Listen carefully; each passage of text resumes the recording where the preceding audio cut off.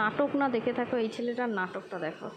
এই যে এটা হচ্ছে মহারাজ ভিক্টোরিয়া হসপিটাল, দেখেছে? ওনাকে হসপিটাল নিয়ে আসা হয়েছে, মারামারি করেছে তার জন্য। এই যে নাটক করে আমার কোল থেকে অজ্ঞান হওয়ার অভিনয় চলছে এখানে, অভিনয় চান্স।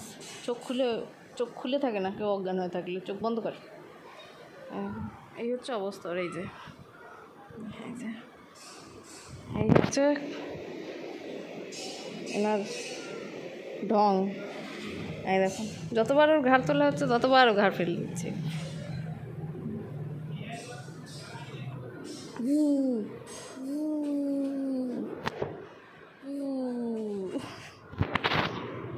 কীরমভাবে আছে দেখুন,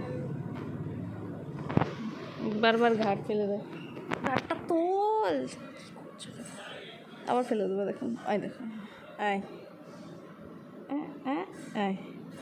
ছি ছি ছি ছি, দাঁতগুলো সবুজ বানিয়ে ফেলেছে রে।